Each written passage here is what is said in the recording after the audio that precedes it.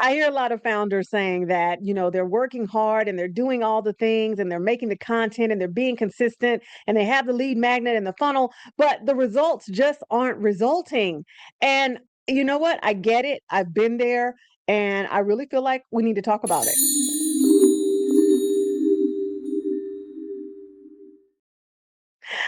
My name is Stephanie D. McKenzie, and I'm your super moisturized foundership educator, fractional CMO, CGO, and all the things. And as of Monday, I've officially repositioned as the leader of a flywheel for growth that grows and supports founders and what they're creating. Now, it's a little longer than that, but for the sake of this video, you get the point.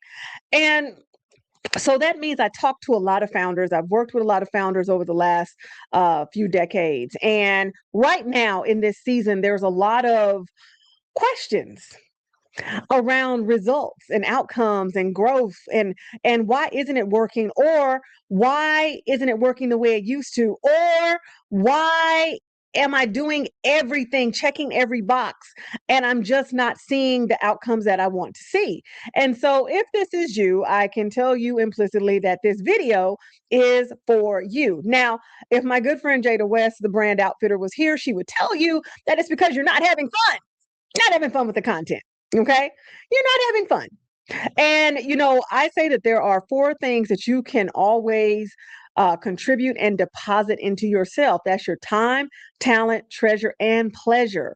And so while it's not talked about enough, fun and pleasure does play a key role in how your results are rolling out. It really does. I also feel that many founders are very pragmatic in this moment. Now, I've created something I call the fourfold action framework for founders. And because I believe that founders should take four types of action steps, usually at all times: the pragmatic, the strategic, the energetic, and the spiritual. And if that sounds interesting to you, comment MAP, and you can check out our free quiz to find out how you founder, what is leading in the four folds, which fold is actually your leading and dominant fold, because that's important. A lot of founders right now are very pragmatic. That's why you're checking all the boxes, you're doing all the things. And even though that's a good thing, if we don't address the other folds, the strategic, the energetic, and the spiritual, especially heavy on the energetic and the spiritual, we can find ourselves doing things that are out of alignment with who we are, who we're becoming, and who we are meant to be as we do the work that we do in the world. I can tell you from my own experiences that when I have operated apart from the energetic and the spiritual, I have found myself in situations that I did not like. Point blank, period. I did not like those situations, and the outcomes were trash. I don't care if I was being paid thousands of dollars, right? The outcomes were trash.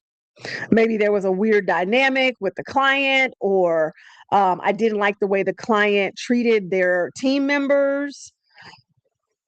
And that's a funny story, because I really didn't want to work with this person, and I had basically said, you know what, I'm not going to do it. And then they said, oh my God, I forgot about you. Can you come in? Can we talk? And I'm like, "Ugh." And so, I wanted to assist them, but really didn't like the way, as I, lifted up the hood of this business, really didn't like the way that they moved, really didn't like the way they treated their staff and their team. And ultimately, it was not a great relationship. And I ended up firing that client, which you can do. Okay. I don't think you should go around just severing ties, talking about your cutoff game is strong when it comes to your clients and customers, but there's nothing wrong with holding boundaries around how you do business. I think a lot of times in entrepreneurial circles, it is an accepted way of being that if somebody is paying you, you just put up with them. And I'm like, mm-mm. I don't think that they print enough money for me to deal with having a dysregulated nervous system, because my certifications in integrative nutrition as well as sleep science say that when my nervous system is dysregulated, that means I'm not sleeping well. That means that there are cycles in my body that are not turning off as they should. I'm absolutely out of balance. And P.S., if you've never read the book, check out The Body Keeps Score, because it's very, very, very, very real. And so you have people out here that are getting paid, $7, $8, $9, $10,000. In fact, I remember the client, one of the first clients that paid me 5 figures in full. Oh, yay! And then proceeded to become the bane of my existence. Yeah. Yeah. But what do we do about that? What do we do? A lot of times on the practical side, on the pragmatic side, we need to look at how we are operating our intake. Like when people get on your calendar, what questions are you asking to qualify them, to see how they think? And believe me, it can be done. You don't have to overtly say, hey, how do you think about life? You can hide those things. We do it for clients all the time, right? We create their intake questions so that we can reveal things about the person without them directly knowing what we're going to reveal. I love a good assessment, and I love a good quiz, and I love questions. So when I tell you I can write you questions that will be like, whoa, I never even thought about asking that. Believe me, we can do it. But that's one line of defense, right? And then as we look at the strategic piece, like who exactly are you talking to? One of the things that I see as a definitive challenge is talking on the correct level. That's what we'll call it, on the correct level. And this is something that I'm challenged with as well. And I always have to check myself to make sure, because when you're an educator at your core, it's very easy for you to teach at a particular level. And so let's look at it in grades. It's easy for you to teach on like an 8th grade level, but your target audiences actually are operating at senior level in high school. Actually, let me give it to them. Freshmen in college. Okay.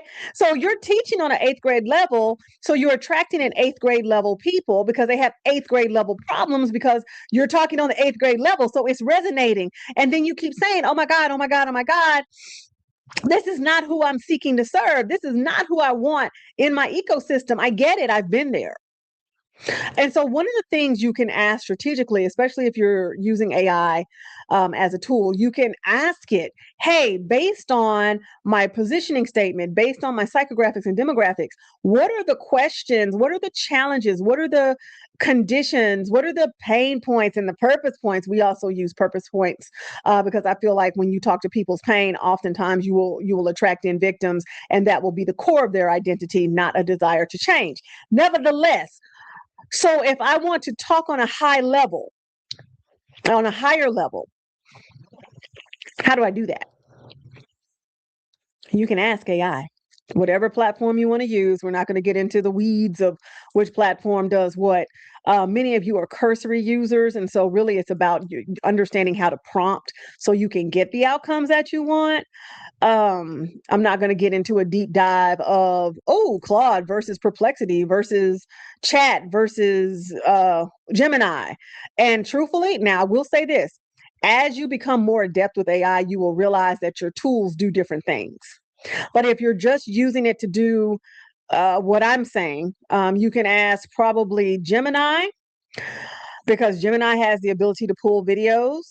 And if you know who your benchmarks are, not just your audience psychographics and demographics, but if you're benchmarked against a particular company or brand, you can actually pull their content in and look at what they're saying versus what you're saying. Or you can look at Claude. And I actually believe Claude has better logical reasoning than Chat. But nevertheless, you choose your weapon. Okay, great. But checking, I mean, you can even run a check on your content that you're putting out and your messages that you're putting out to see who do they land with. That's one of the things that I ask all the time. I'm like, okay, I want to say this based on our positioning statement, who we're seeking to serve, who would this land for, and does it land for them?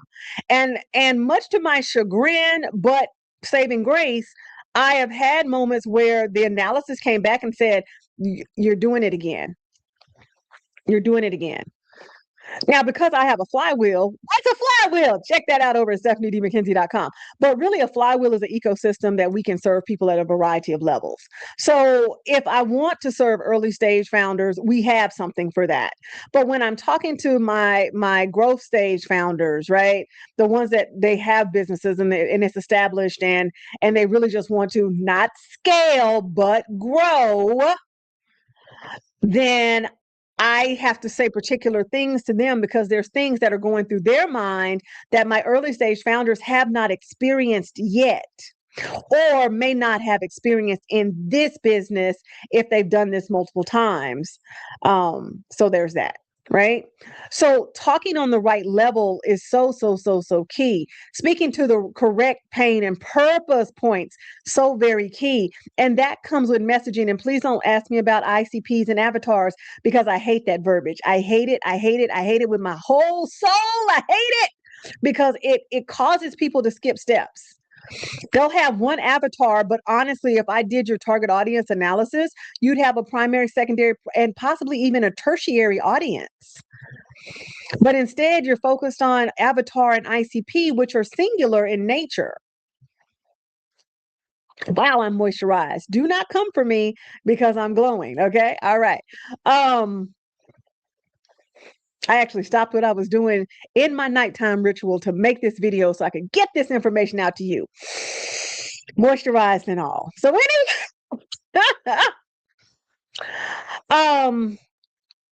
and then of course there's the energetics, the energy, the effort that you're putting in.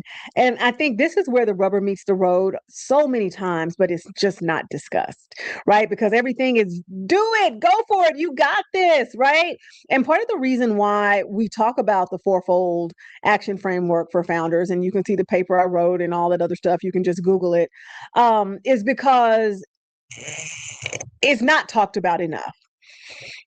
Entrepreneurship, small business ownership, foundership, and yes, there are three different things. And at some point, they kind of converge with each other. They require, let me see, how do I want to say this? Not require, they mandate. The narratives often mandate that you put in all your effort and all your energy, no different than the narrative that we have around relationships. You need to give your all to the person you love. Lies. These are lies and fallacies. Somebody who's been a certified relationship coach for 15 years. Yeah, that part. My mother will tell you I've been a relationship coach my whole life, but I started getting paid for it about 15 to 16 years ago. Anyway, you don't give your all to the person that you love. You got to put it into you. You got to love yourself at a level that that person will come in and match it, because a moderately healthy person will do that. This is why we use the terminology predators know their prey, because the predator is looking for somebody who is lovesick, who is low self-esteem, but possibly high agency. And I know that because I was. Who is absolutely blatantly codependent, recovering codependent, recovering people pleaser. So the entrepreneurial small business ownership narratives say, give it all, keep going, don't stop, you'll get there. And I'm over here saying, hey, just as valuable as action is, inaction is just as valuable. Sometimes you just need to pull back and take a nap. My father, who was an entrepreneur for 50 years, he lived to be 70. He was an entrepreneur for most of his life and a business owner as well for most of his life. He would always tell me, take a nap or step away from it. If I was struggling with something, because he was my business bestie and my bestie in general. And he would say, take a nap or step away from it, come back to it. And so often we don't want to do that because that feels wrong. I've got to push through. I got to make this happen. I'm like, honey, you're all you're doing is wearing yourself out. That's all you're doing. You're just wearing yourself out. Dane's here. If you heard that, Dane's here. You want to come say hi to the people? You want to come on, come say hi. Okay, you don't want to come say hi. It's fine. He'll come when he's ready.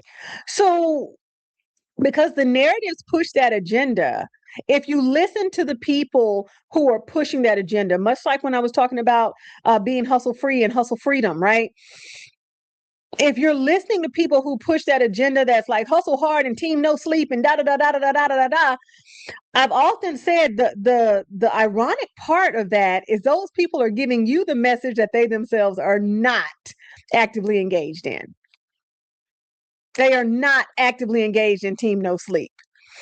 In fact, the tee hee hee is they didn't even post the message that you're listening to, the video that you're so intensely listening to and sharing with your friends and saying, yeah, we're going to get it. And you've got it all over social. They didn't even post that. They've got a VA, they've got a director of operations, they've got people, they've got a team. They're 10 folks deep, and you're over here, feeling guilty because you want to take a nap because you're tired. But another thing that happens when you engage in proper energetic hygiene is that you can get downloads, you can get the clarity. Stepping away from it gives you a different vantage point. Slowing down in it gives you a different vantage point. And that's a real thing. And it's a real thing you deserve, especially if you're not getting the results that you want, or you're getting results that they kind of are results, or you're getting results inconsistently.